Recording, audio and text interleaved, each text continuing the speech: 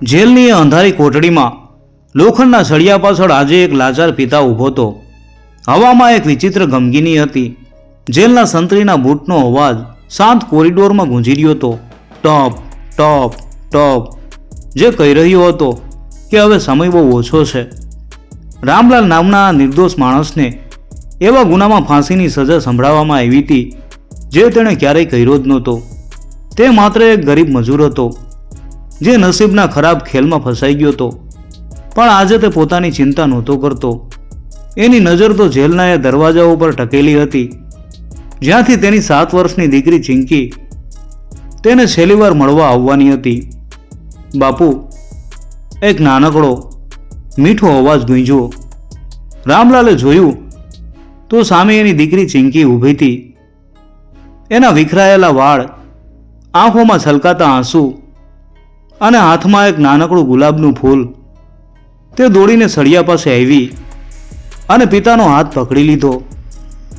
રામલાલની આંખમાંથી આંસુ સરી પડ્યા. તેણે ધ્રુજતા હાથે દીકરીના માથે હાથ મૂક્યો. રામલાલે કહ્યું કે બેટા, તું અહીં કેમ આવી? તારે રડવાનું નથી. ચિંકીએ પિતાનો હાથ જોરથી પકડી રાખ્યો હતો, જાણે તે તેને ક્યારેય છોડવા માંગતી ન હોય. તેણે પૂછ્યું કે બાપુ, બધા કહે છે કે કાલે સવારે તમે ક્યાંક દૂર ચાલ્યા જવાનો છો. તમે મને એકલી મૂકીને ક્યાં જશો? શું તમે મારા માટે નવું રમકડું લેવા જાવ છો? પિતા પાસે આ માસૂમ સવાલનો કોઈ જવાબ નહોતો. તે કેવી રીતે સમજાવે કે કાલે સવારે સૂરજ ઉગતાની સાથે જ તેને ફાંસીના માછડે લટકાવી દેવામાં આવશે. રામલાલે જૂઠું બોલતા કહ્યું, હા બેટા, મારે બહુ દૂર જવું પડશે, પણ તું તારી મમ્મીનું ધ્યાન રાખજે. ચિંકીની આંખોમાં પણ અચાનક એક ચમક આવી. તે રડતા રડતા જ મક્કમતાથી બોલી, ના બાપુ, હું તમને ક્યાંય નહીં જવા દઉં.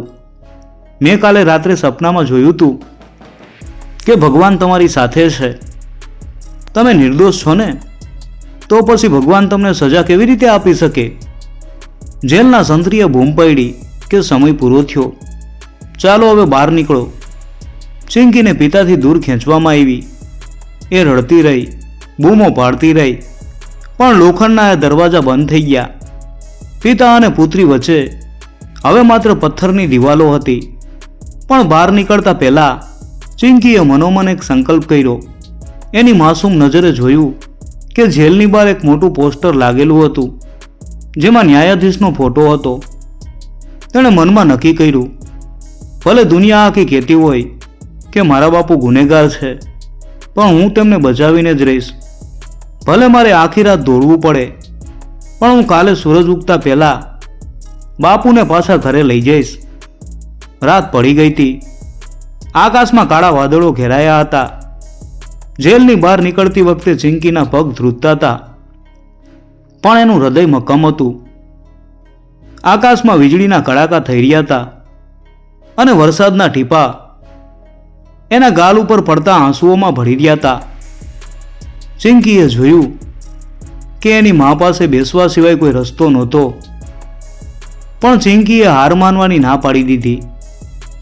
એને યાદ આવ્યું કે ગામના લોકો વાતો કરતા હતા કે મોટા સાહેબ એટલે કે ન્યાયાધીશ જ બાપુને બચાવી શકે. તેણે પોતાની નાની પોટલીમાં પિતાનો એક ફોટો અને એક જૂની ડાયરી લીધી જે એના પિતા હંમેશા સાથે રાખતા હતા. એ ડાયરીમાં એના પિતાએ એ દિવસે ક્યાં કામ કર્યું હતું એની વિગતો હતી. એ રાતના અંધારામાં શહેર તરફ દોડવા લાગી. રસ્તો સુમસામ હતો. રખડતા કૂતરાઓના ભસવાનો અવાજ તેને ડરાવી રહ્યો હતો, પણ પિતાનો એ ચહેરો એની નજર સામે તરવરતો હતો. રસ્તામાં તેને એક મોટું નાળું વળંગવાનું હતું. વરસાદના કારણે પાણીનો પ્રવાહ તેજ હતો. ચિંકી લપસી પડી. એના ઘૂંટણમાંથી લોહી નીકળવા લાગ્યું. તે રડી પડી, હે ભગવાન, મને શક્તિ આપો, મારે બાપુ પાસે જવું છે. અચાનક તેને એવું લાગ્યું જાણે કોઈ તેને કહી રહ્યું હોય કે ઊભી થા બેટા, તારા બાપુ તારી રાહ જુએ છે. તે ફરી ઊભી થઈ અને દોડવા લાગી. શહેરના આલીશાન બંગલાઓ પાસે પહોંચીને તે થંભી ગઈ. તેને ખબર નહોતી કે ન્યાયાધીશનું ઘર ક્યું છે. તેણે એક સિક્યુરિટી ગાર્ડને પૂછ્યું, પણ તેણે આ નાનકડી ગંદી હાલતમાં રહેલી છોકરીને ધક્કો મારીને કાઢી મૂકી. ચિંકી હારી નહીં. તે દરેક ઘરના દરવાજે જઈને પૂછવા લાગી. આખરે એક મોટા સફેદ બંગલાની સામે તે ઊભી રહી. ત્યાં ન્યાયાધીશની ગાડી ઊભી હતી. દરવાજો બંધ હતો, પણ ચિંકીએ બૂમો પાડવાનું શરૂ કર્યું કે સાહેબ, મારા બાપુ નિર્દોષ છે, મારી વાત સાંભળો. અવાજ સાંભળીને ન્યાયાધીશના પત્ની બહાર આવ્યા. તેમણે આ નાનકડી છોકરીની દયનીય હાલત જોઈ. તેનું આખું શરીર ભીનું હતું, કપડાં ફાટી ગયા હતા અને તે ધ્રુજી રહી હતી. તેણે ચિંકીને અંદર બોલાવી. ન્યાયાધીશ સાહેબ પોતાની લાઇબ્રેરીમાં બેસીને આગામી કેસની ફાઇલો જોઈ રહ્યા હતા.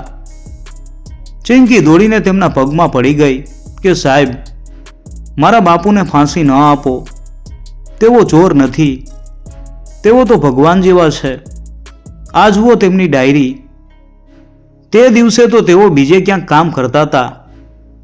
ન્યાયાધીશ સાહેબ પહેલાં તો ગુસ્સે થયા, પણ જ્યારે તેમણે ચિંકીની આંખોમાં પિતા માટેનો પ્રેમ અને તે માસૂમ પુરાવો જોયો, ત્યારે તેમનું દિલ પીગળી ગયું. તેમણે ડાયરી ખોલીને વાંચવાનું શરૂ કર્યું.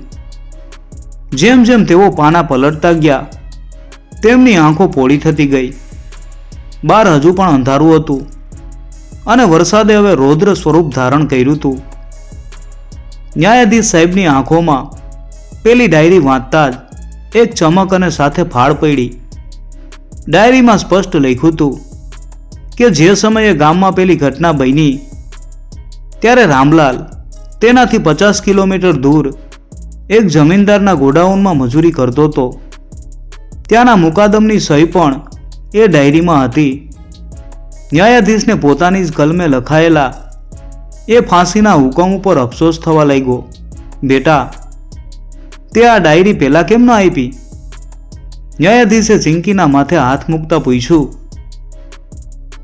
ચિંકી રડતા અવાજે બોલી કે સાહેબ, બાપુ કહેતા હતા કે પોલીસવાળા આપણી ગરીબોની વાત નથી સાંભળતા.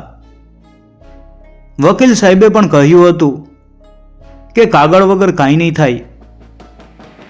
મને આજે જ આ ડાયરી બાપુના જૂના થેલામાંથી મળી. ન્યાયાધીશ સાહેબે તુરંત જ ફોન ઉઠાવ્યો, પણ વરસાદના કારણે લાઈનો ઠપ હતી. મોબાઈલના ટાવર પણ ગાયબ હતા. તેમણે ઘડિયાળ જોઈ. સવારના 4:30 થઈ ગયા હતા. ફાંસી સવારે 6 વાગ્યે આપવાની હતી. જેલ અહીંથી 30 કિલોમીટર દૂર હતી અને રસ્તામાં પાણી ભરાયા હતા. ગાડી કાઢો. ન્યાયાધીશે પોતાના ડ્રાઈવરને બૂમ પાડી. ચિંકી બેટા, તું પણ મારી સાથે ચાલ. આજે આપણે તારા બાપુને કાંઈ નહીં થવા દઈએ. કાળી અંધારી રાતમાં ન્યાયાધીશની ગાડી રસ્તા ઉપર દોડવા લાગી. રસ્તામાં ઠેર ઠેર ઝાડ પડ્યા હતા. એક જગ્યાએ તો રસ્તો જ ધોવાઈ ગયો હતો. ગાડી અટકી ગઈ. ડ્રાઈવરે કહ્યું કે સાહેબ, હવે આગળ જવું અશક્ય છે.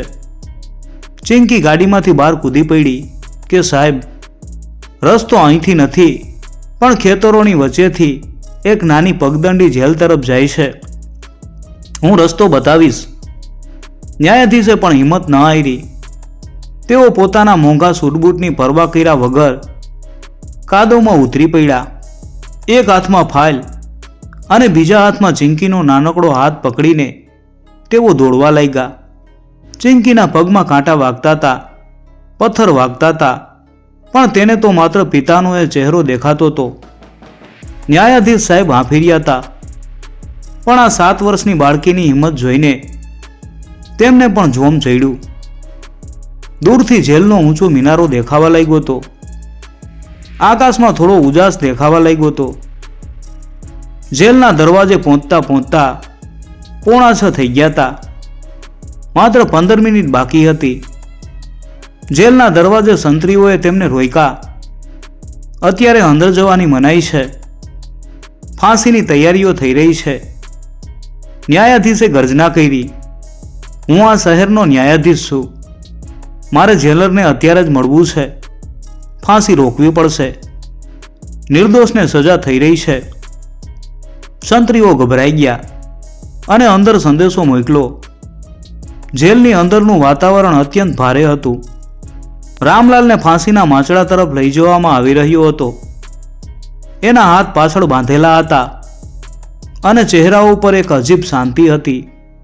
એ શાંતિ જે માત્ર એવા માણસના ચહેરા ઉપર હોય જેણે પોતાનું નસીબ ભગવાનને ભરોસે છોડી દીધું હોય. જેલર સાહેબ ઘડિયાળ જોઈ રહ્યા હતા. નિયમ મુજબ સૂર્યોદય થતાની સાથે જ સજા આપવાની હતી. જેલરે ગંભીર અવાજે પૂછ્યું, તારી કોઈ છેલ્લી ઈચ્છા છે રામલાલ? રામલાલની આંખોમાં આંસુ આવી ગયા. તેણે ધીમેથી કહ્યું કે સાહેબ, મારી દીકરી ચિંકીને કહેજો કે એનો બાપુ ચોર નહોતો. એ મોટી થઈને ભણે અને ખૂબ આગળ વધે. એ જ મારું સપનું છે. બીજી તરફ જેલના મુખ્ય દરવાજે ભારે હોબાળો મચ્યો હતો. ન્યાયાધીશ સાહેબ અને ચિંકી અંદર જવા માટે મથી રહ્યા હતા. જેલરે હજુ સુધી સંદેશો સાંભળ્યો નહોતો, કારણ કે તે માંચડા પાસે પહોંચી ગયા હતા. ન્યાયાધીશ સાહેબ હાંફતા હાંફતા જેલની અંદર દોડ્યા. રોકો આ ફાંસી રોકો. તેમની પાછળ નાનકડી ચિંકી પણ કાદવમાં ખરડાયેલી હાલતમાં દોડી રહી હતી. માંચડા ઉપર જલ્લાદે રામલાલના ચહેરા ઉપર કાળો નકાબ પહેરાવી દીધો હતો. જલ્લાદનો હાથ પેલા હેન્ડલ ઉપર હતો, જે ખેંચતા જ નીચેનું પાટિયું ખુલી જાય અને માણસના શ્વાસ થંભી જાય. જેલરે લાલ રૂમાલ ઉઠાવ્યો. આ ઈશારો હતો ફાંસી આપવાનો. બાપુ! ચિંકીની એક ગગનભેદી ચીસ આખા જેલ પરિસરમાં ગુંજી ઉઠી. આ અવાજ સાંભળી જેલર ચોંકી ગયા. તેમણે લાલ રૂમાલ નીચે પાડતા પહેલા જ પાછળ જોયું. ન્યાયાધીશ સાહેબ પાસે પહોંચી ગયા હતા. જેલર સાહેબ થોભો, મારી પાસે સ્ટે ઓર્ડર છે. આ માણસ નિર્દોષ છે. નવા પુરાવા મળ્યા છે. આખું વાતાવરણ સ્તબ્ધ થઈ ગયું. જલ્લાદનો હાથ લીવર ઉપર જ અટકી ગયો. રામલાલના કાળા નકાબની અંદરથી ડુસકાનો અવાજ આવવા લાગ્યો.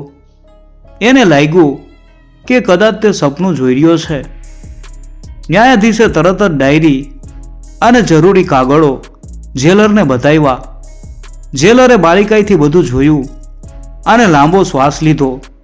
રામલાલને નીચે ઉતારો, તેમણે આદેશ આપ્યો. ચિંકી દોડીને માંચડા પાસે પહોંચી ગઈ. સંત્રીઓએ તેને રોકી નહીં. રામલાલના ચહેરા ઉપરથી કાળો નકાબ હટાવવામાં આવ્યો. જેવી તેણે તેની દીકરીને સામે જોઈ, તે ઘૂંટણીએ બેસી ગયો. ચિંકી તેના ગળે વળગી પડી કે બાપુ, મેં કહ્યું હતું ને કે ભગવાન આપણી સાથે છે. ચિંકીના આ શબ્દો સાંભળી ત્યાં ઊભેલા કઠોર જેલર અને સંત્રીઓની આંખો પણ ભીની થઈ ગઈ. જેલના એ ભયાનક વાતાવરણમાં સૂરજનું પેલું કિરણ રેલાઈ રહ્યું હતું. પણ આજે એ કિરણો મરણની નહીં પણ જીવનની આશા લઈને આવ્યા હતા. રામલાલ અને ચિંકી એકબીજાને વળગીને રડી રહ્યા હતા. આ દ્રશ્ય જોઈને ન્યાયાધીશ સાહેબની આંખોમાં પણ હર્ષના આંસુ હતા. તેમને અહેસાસ થયો કે જો આજે આ 7 વર્ષની બાળકીએ હિંમત ના બતાવી હોત તો તેમના હાથે એક બહુ મોટું પાપ થઈ ગયું હોત. ન્યાયાધીશ સાહેબે તુરંત જ કેસની ફાઇલ ફરીથી ખોલવા માટેના આદેશો આપ્યા. ચિંકી જે ડાયરી લાવી હતી તેમાં રહેલી વિગતોના આધારે પોલીસે એ જમીનદારના મુકાદમની પૂછપરછ કરી. સત્ય સામે આવતા વાર ન લાગી. અસલી ગુનેગાર તો ગામનો જ એક વગદાર માણસ હતો, જેણે પોતાના પાપનો ટોપલો બિચારા ગરીબ રામલાલ ઉપર ઢોળી દીધો હતો અને પુરાવાઓ સાથે છેડછાડ કરી હતી. થોડા દિવસોમાં જ કોર્ટમાં સ્પેશિયલ સુનાવણી થઈ. ન્યાયાધીશ સાહેબે સાર્વજનિક રીતે સ્વીકાર્યું કે કાયદાથી ભૂલ થઈ હતી. તેમણે રામલાલને સન્માનપૂર્વક નિર્દોષ જાહેર કર્યો અને અસલી ગુનેગારને જેલના સળિયા પાછળ ધકેલી દીધો. એટલું જ નહીં, ન્યાયાધીશ સાહેબે ચિંકીની બહાદુરી જોઈને તેના ભણતરની પૂરેપૂરી જવાબદારી લેવાનું પણ વચન આપ્યું. જેલના દરવાજા જ્યારે છેલ્લી વાર રામલાલ માટે ખુલ્યા ત્યારે તે કોઈ કેદી તરીકે નહીં પણ એક વિજેતા તરીકે બહાર આવ્યો. સામે તેની પત્ની અને આખું ગામ ઊભું હતું. ગામના લોકો જે કાલે એને ખૂની કહેતા હતા આજે તેના ઉપર ફૂલોનો વરસાદ કરી રહ્યા હતા. પણ રામલાલ માટે તો સૌથી મોટું ફૂલ એની દીકરી ચિંકી હતી. રામલાલે ચિંકીને હવામાં ઊંચકી લીધી અને બોલ્યો કે બેટા, આજે તે મને નવું જીવન આપ્યું છે. લોકો કહે છે કે પિતા દીકરીનું રક્ષણ કરે છે, પણ આજે મારી દીકરીએ સાબિત કરી દીધું કે દીકરી તો પિતાની ઢાલ હોય છે. ચિંકીએ પિતાના ગાલ ઉપર ચુંબન કર્યું અને હસતા હસતા કહ્યું કે બાપુ, તમે તો શીખવ્યું હતું ને કે સત્ય ક્યારેય હારતું નથી. સાંજનો સૂરજ આથમીર્યો હતો, પણ ચિંકીના પરિવારમાં એક નવો ઉજાસ પથરાઈ ગયો હતો. એક નાનકડી દીકરીના અડગ વિશ્વાસ અને સાહસે કાળના પંજામાંથી પિતાને છોડાવીને ન્યાયના સિંહાસનને પણ ઝુકાવી દીધું હતું. આ વાર્તા આપણને શીખવે છે કે સત્ય અને નિખાલસ પ્રેમમાં એટલી શક્તિ હોય છે કે તે પથ્થર જેવી વ્યવસ્થા અને મરણ જેવા કાળને પણ હરાવી શકે છે. સંતાનોનો માતા પિતા પ્રત્યેનો સાચો વિશ્વાસ ગમે તેવા અંધકારમાં પણ ન્યાયનો માર્ગ શોધી લે છે.